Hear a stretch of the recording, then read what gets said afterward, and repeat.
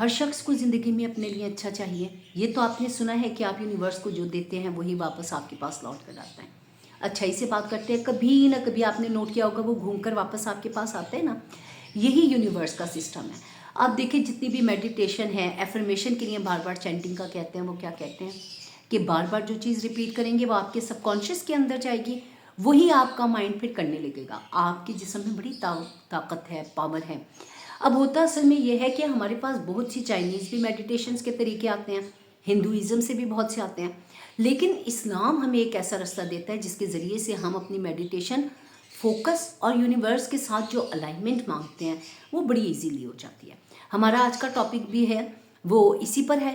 तो वज़ू हमें किस तरह अलाइन करता है और हम अपनी ख्वाहिशात किस तरह से पूरी कर सकते हैं, चलिए आइए सुनते हैं। हर नमाज से पहले आपने वज़ू तो करना ही होता है। ये असल में सिर्फ जिस्म धोने का अमल नहीं है, ज़रा बात की गहराई में जाइए। ये असल में जहन और दिल की सफाई का अमल भी है। वज़ू एक ऐसा लम्हा है जहाँ दिल, दिमाग और रूह एक साथ जुड़ते हैं।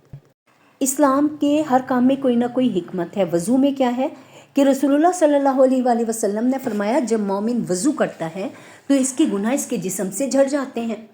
आज की नफ्सियात भी एक हैरत अंगेज़ हकीकत बताती है।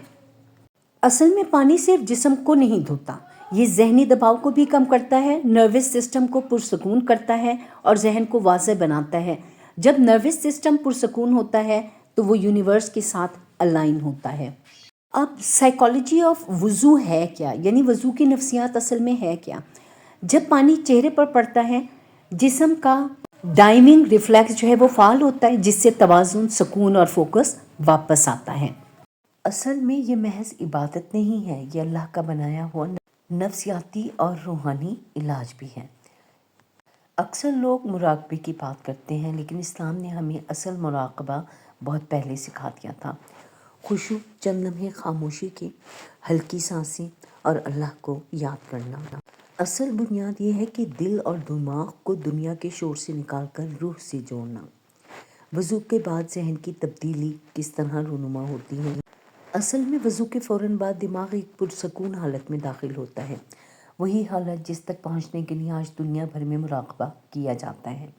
इसी लम्हे दिल हल्का हो जाता है और जहन साफ, और यूँ रूह अल्लाह की हदायत लेने के लिए तैयार हो जाती है, यानी अलाइन हो जाती है। अब कुरान पाक हमें किस तरह याद दहानी कराता है। अल्लाह ताला कुरान पाक में फरमाता है, यकीनन अल्लाह के ज़िक्र में दिलों को सुकून मिलता है। यही मुराक़बा है, यही शिफा है, यही अंदरूनी सुकून का रास्ता है।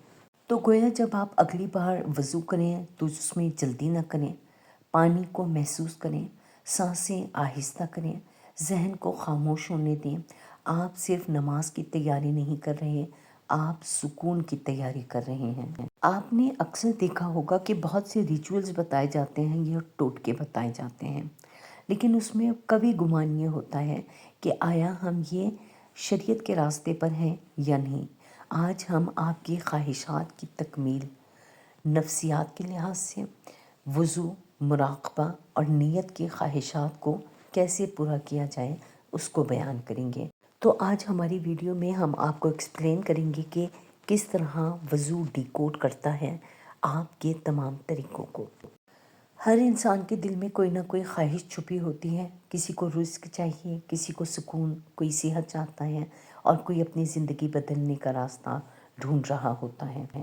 इस्लाम हमें साफ साफ बताता है कि दिल की हर दुआ सुनी जाती है, और नफ्सियात बताती है कि पाक दिल और पुरसकून दिमाग इंसान की ख्वाहिशात के रास्ते खोल देते हैं।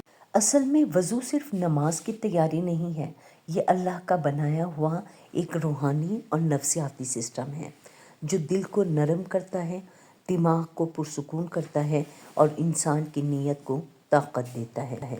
होता कुछ यूँ है कि जब पानी चेहरे पर पड़ता है तो दिल की धड़कन हल्की हो जाती है, फिक्र कम हो जाती है, जहन में भागते हुए ख्यालात थम जाते हैं।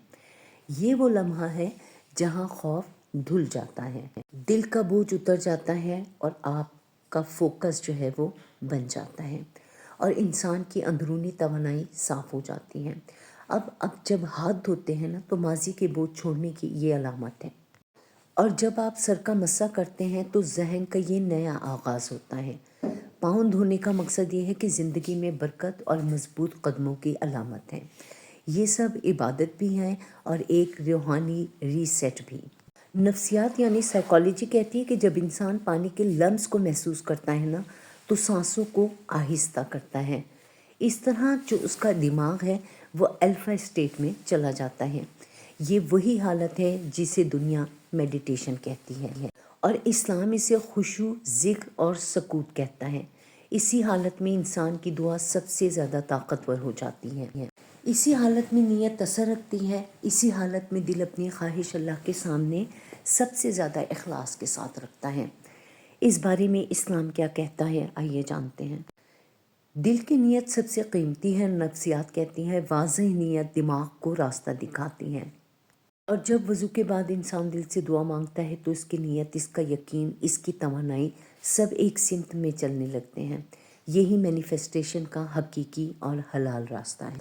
दुआ का असर मज़ीद उस वक्त बढ़ जाता है जब दिल पाक हो, जहन पुरसकून हो और इंसान अल्लाह पर पूरा यकीन रखकर दुआ करे। हर ख्वाहिश पूरी होने के असल में 3 उसूल हैं। नंबर 1 दिल में यकीन रखना, दिल में सुकून होना और दिल में पाकीज़गी। वज़ू ये तीनों चीज़ें एक साथ आपको दे देता है। इसीलिए नबी करीम सल्लल्लाहु अलैहि वसल्लम ने फरमाया, अल्लाह के ज़िक्र में दिलों को सुकून मिलता है और यही सुकून, यही क्लियरिटी इंसान की तकदीर बदलने में मदद देती है। इसलिए अगली बार जब आप वज़ू करें तो ठहरें, थोड़ा सब्र करें, रुक जाएं, पानी को महसूस करें, सांस दें, आहिस्ता करें, दिल को खाली होने दें और फिर अल्लाह से वो मांगें जो आपके दिल की सबसे गहरी ख्वाहिश है। इस यकीन के साथ कि अल्लाह सुनता है, अल्लाह चाहता है कि आप मांगें और अल्लाह बेहतर वक्त पर बेहतर तरीके से अता करता है। अल्लाह पाक आपके दिल को पाक करे, आपकी नीयत को ताकत दे, आपकी दुआ की कबूलियत तक पहुँचाएँ और आपकी सब जायज़ ख्वाहिशात को खैर के साथ पूरा करें। आमीन। असल में ये वही तरीका है कि जब आप अपने सबकॉन्शियस माइंड में बार बार एक बात रिपीट करते हैं तो वो इसको एक्सेप्ट करने लगता है और यूनिवर्स आपको उसी तरह वापस लौटा देती है। उम्मीद है हमारी आपको ये वीडियो पसंद आई होगी।